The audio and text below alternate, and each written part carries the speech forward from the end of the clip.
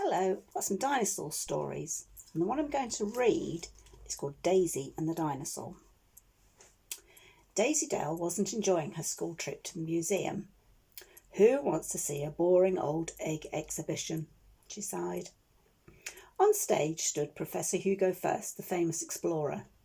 Next to him were Mr. Bagley, the museum owner, and his wife. "Good afternoon," boomed the professor. "May I present my latest discovery?" The professor tugged a sheet to reveal a giant block of ice. Inside was a shiny green egg.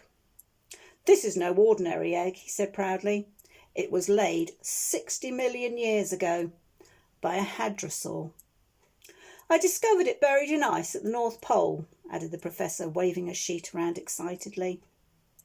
The breeze blew the dust off exhibits nearby and up Mrs. Bagley's nose. Achoo!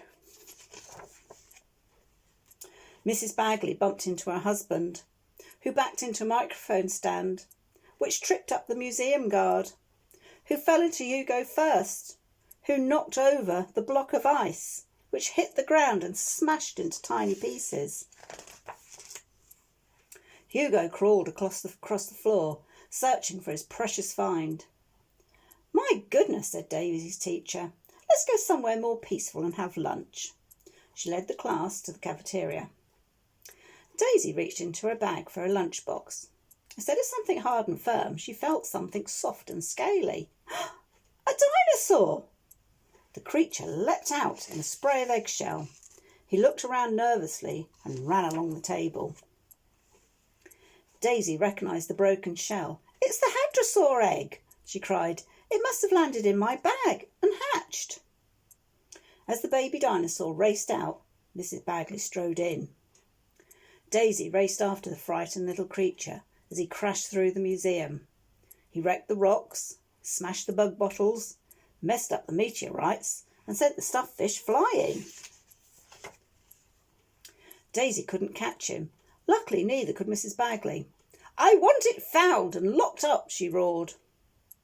"I can't let them put the dinosaur in a cage," thought Daisy. "I must find him first."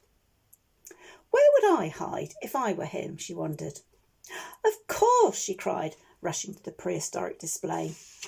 Daisy was right. The baby was snuggled up to a model hadrosaur. Honk!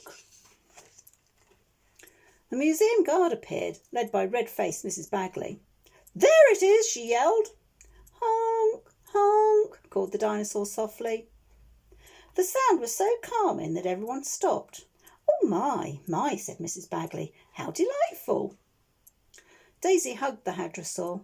"Don't lock him up," she begged. "Of course not," replied Mrs. Bagley gently. "I have a much better idea." The dinosaur was given a special home at the museum, and every day people waited for hours to hear the honking hadrosaur's calming concert. I hope you enjoyed the story. Good night.